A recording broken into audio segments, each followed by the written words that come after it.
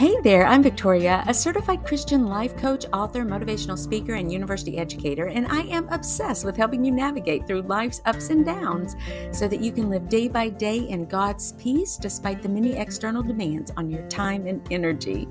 The Choose to Think Inspirational podcast is about the delicate dance between God transforming you from the inside out and your personal responsibility for change, maturity, and refinement as a Christ follower.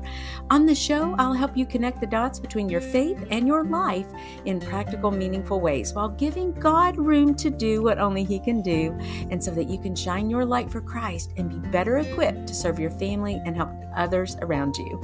You can change every area of your life, one thought at a time. Welcome back to the Choose to Think Inspirational podcast, Brain Changer. Let's dive in.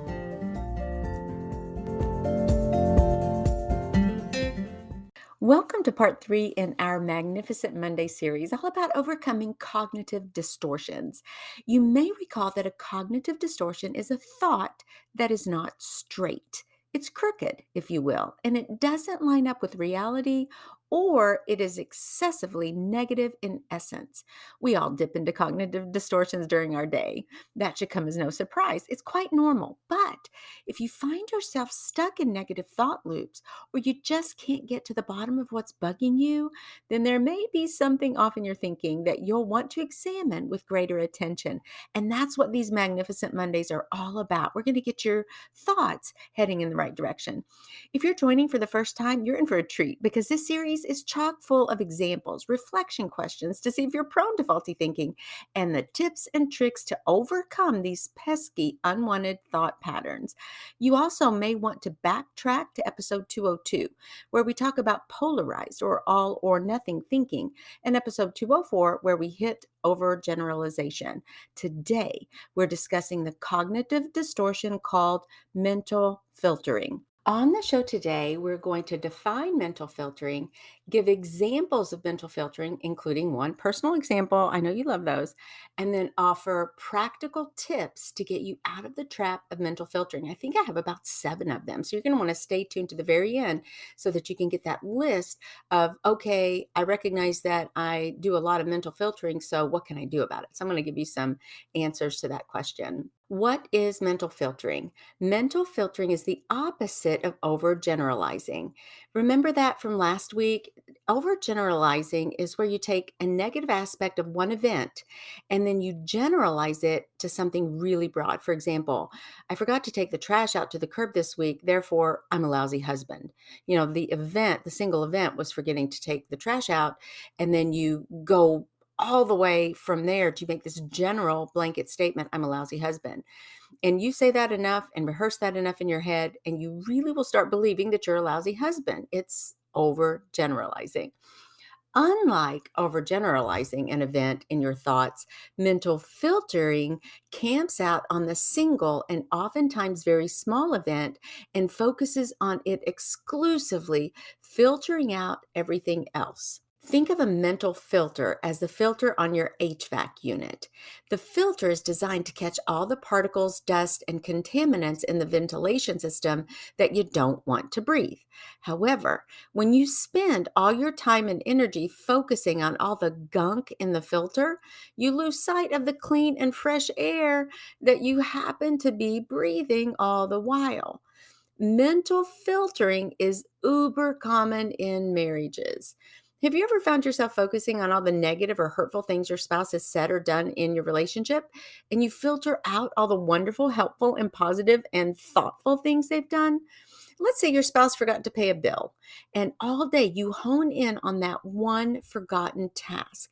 You ruminate on it, chew it over, feel your blood start to boil. You recount how you reminded them yesterday, and you even put up a sticky note on the bathroom mirror. You are absolutely enraged that they could forget this of all things, and it's an important bill. You go down the path of how your credit score may be negatively impacted.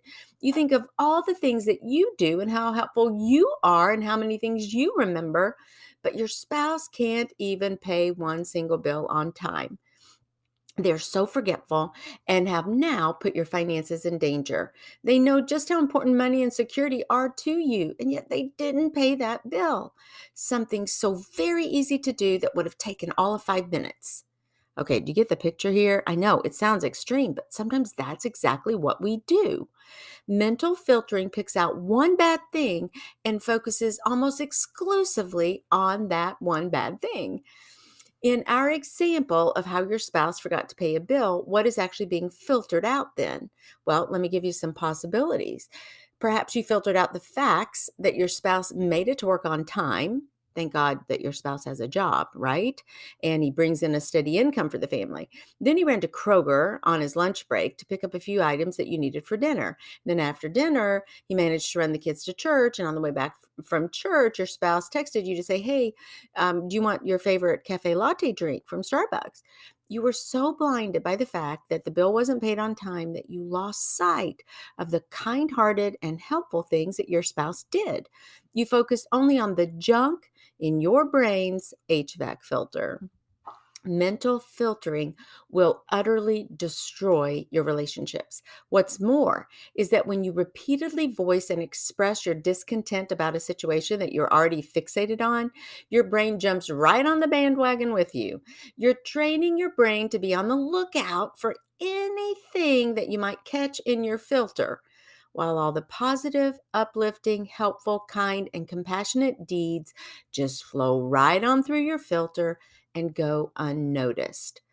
It got me to thinking, I wonder, is this why the Bible speaks about that nagging wife? Do you remember those verses? The wife who's frustrated, angry, and she feels provoked all the time. Proverbs 21:9 says that it's better to live on a corner of the roof than share a house with a quarrelsome wife. Proverbs 21:19 says it's better to live in a desert than with a quarrelsome and nagging wife. Now, let's say that both of you are on the negative mental filtering train. Think about the principles of magnetism here. You've heard it said that opposites attract, but that the same poles repel.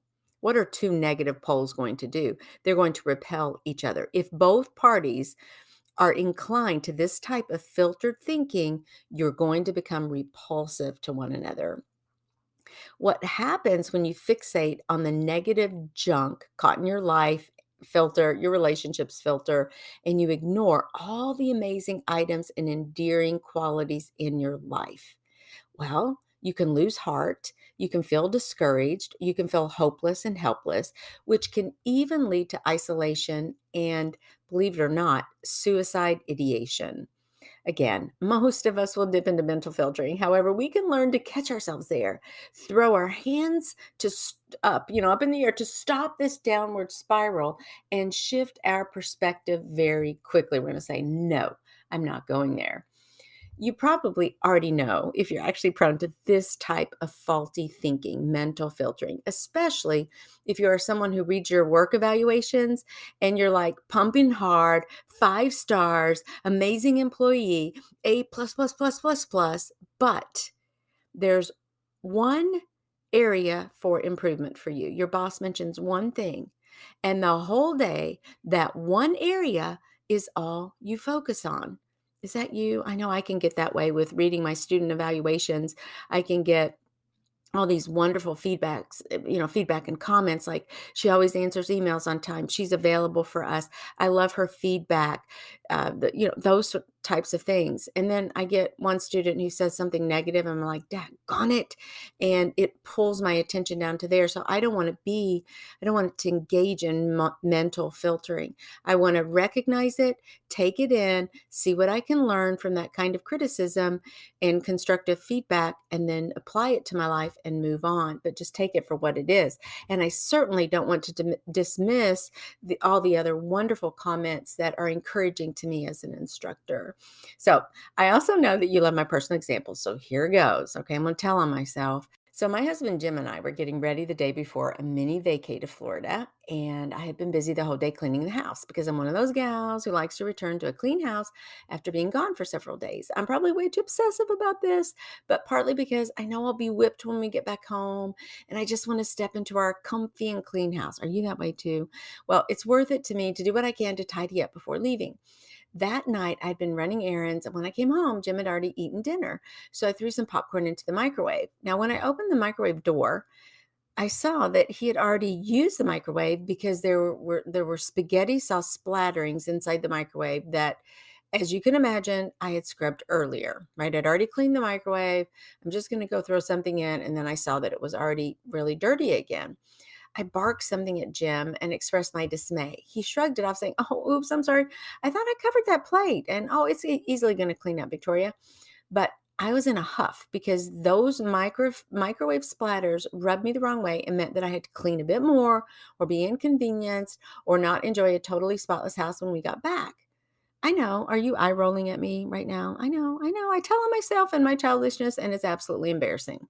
I want you to see that in that moment, all I saw were the splatters. I didn't pull the curtain back to see the broader picture. I neglected to acknowledge the fact that I had a husband to even make splatters in the first place. You know, they say that about your kids, their fingerprints on all the glass, right? Your doors and the refrigerator, the smudges and all the messiness that they make. And instead, can you flip that to, gosh, I'm so glad that my kids are here. That means somebody I love is in the house. We learn to switch those thoughts around a little bit.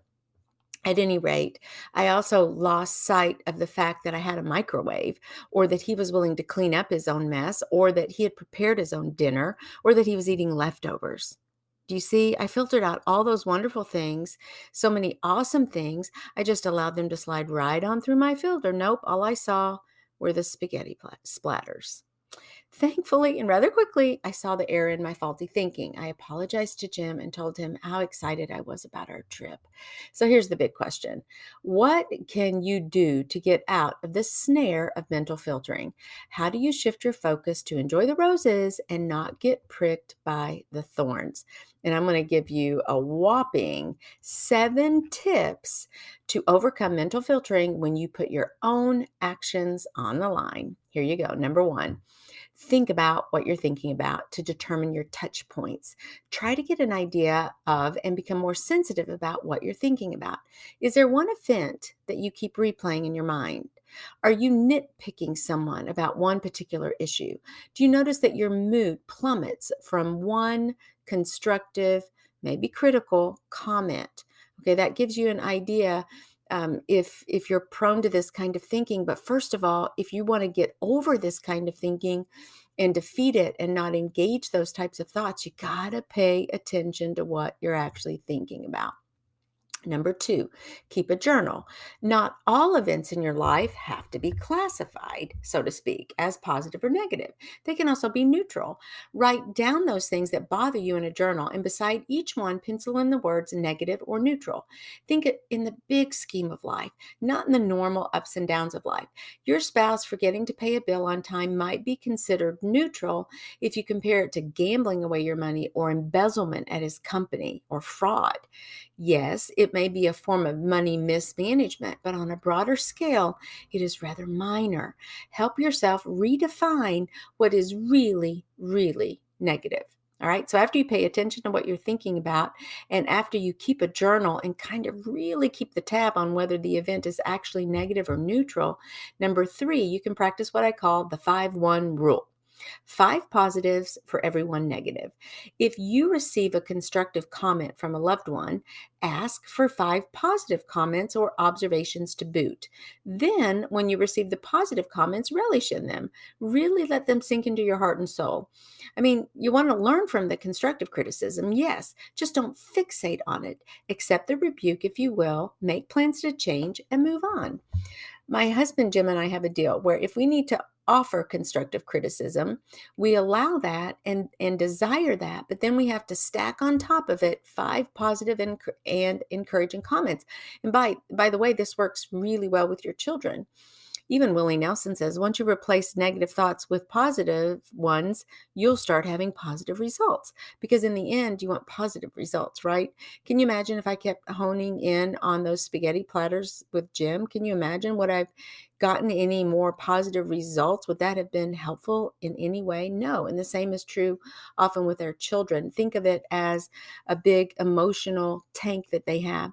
You want to make 5 helpful, wholesome, encouraging, inspirational comments into their tank for every 1 constructive criticism that you have to point out to them.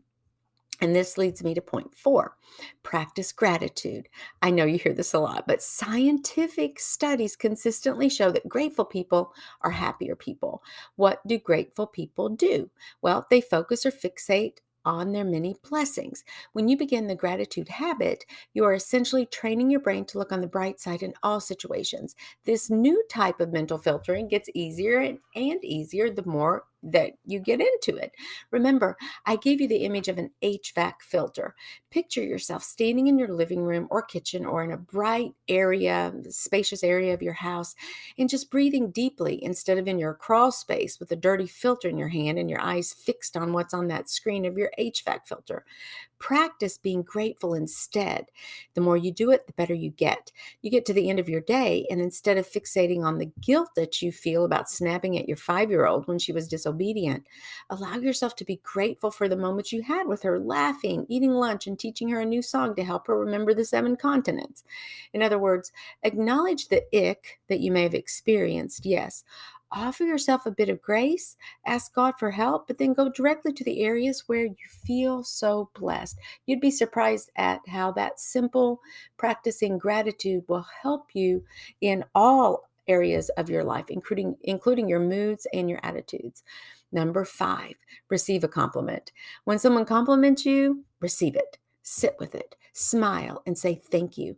Allow it to wash over you like fresh air. Fill up on it. Enjoy the nice remarks. Stop saying things like, yeah, I got lucky, or yeah, that really was an accident, or yeah, but I'm sure I can't do that again. Stop. Just stop.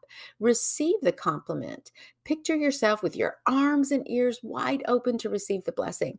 As a simple reminder, each day you get up, throw your hands in the air and say a prayer. Lord, I give you my life, you're giving as an offering. I receive, now you're receiving with your hands wide up in the air, the blessings that you have for me today. End of story. Number 6, model what you see working in others. Find someone who tends to be optimistic, observe them, and see how they do it. You can even ask them how they do it, and ask them what their key is to such a positive attitude. There's a gal we played pickleball with, and I swear she's always got a smile on her face, whether she's winning, losing, it doesn't matter. I'm like, dang, I need to learn from her, because she's just like in the joy of the moment of being there, exercising her body, the social aspects of playing. She is so having such a good time. She makes horrible shots sometimes, but she doesn't get down on herself. She makes great shots. She just keeps on smiling. It doesn't matter. I mean, she's like a role model. I hope I see her again soon, because I will ask her and I'll let you know. And then the next thing, the last thing, number 7, is you can pray. Confess your negative tendency to focus on all the gunk and dismiss all the beauty and blessings you experience every single day. Tell God how you feel about this. Tell your Father to teach you what it means to Philippians 4:8 every single thought you have, because God tells you exactly what to think about. He says, think about whatever's true, noble, right, pure, lovely, admirable. If anything's excellent or praiseworthy, think about these things. So I want you to try that in your relationship starting today. Those 7 tips, again, to help you overcome mental filtering where you only look at the negative aspects, are these. Number 1, think about what you're thinking about most to help you isolate the mental filtering issue. Number 2, keep a journal and classify events as negative or neutral in the broad scheme of things. That's like enlarging your perspective. Number 3, practice the 5-1 rule. For every 1 negative thought you have or a comment that you're going to give, find 5 positive ones to balance things out emotionally and keep your loved ones really stocked in their emotional tank and filled up. Number 4, practice gratitude. Count your blessings. It will make you feel better. Number 5, receive compliments instead of dismissing them. And that also gets you comfortable with seeing the positive things. That's why it helps you to overcome mental filtering, is because it is training you to be comfortable with things that are really positive. Number 6, find a role model, someone who seems to be cheerful and content. Discover their secret. And number 7, pray. Always invite God into your transformational process. Now, if you find yourself trapped in any type of cognitive distortion type thinking, remember that this type of faulty thinking may be holding you back from your God-given purpose. God created you to create and fulfill a purpose that only you can fulfill on this earth. Fostering healthy interpersonal relationships is challenging, but you can improve with God's help and with your own personal desire for change. And what happens in the end is that you're also helping other people. That's what motivates me the most. I think the healthier that I become mentally and emotionally and physically, the healthier I am, but I'm also able to model that and show that to my children. I long for these things so that I can be salt and light to my family, to my kids. I want to be the real deal. I want them to see me in my authentic state. I want them to see the joy that I have, the peace that I have, because I rely on God and He makes that possible in my life. That's what I want to do. I want to be that kind of salt and light. So I know when I'm emotionally healthy, I know when my thoughts line up with what God says about Himself, about me, and about my scenario, that it's going to show. And I want that to show. Galatians 6:9 says, don't become weary in doing good. And to me, this is all doing good. We're doing something that's good. We're serving others, and we continue to serve because your self-improvement, taking care of yourself, is the way so that you can actually take care of others. The Bible goes on with that verse to say at the proper time, you're going to reap a harvest if you don't give up. I know it's hard work. And listen, for me, I got skin in the game. I have this podcast, right? And there's accountability there. And I want to be the real deal to everybody. And I know that you do too. It's there for the taking for you. So thank you so much for pushing play on another episode. I love you and appreciate you so very much.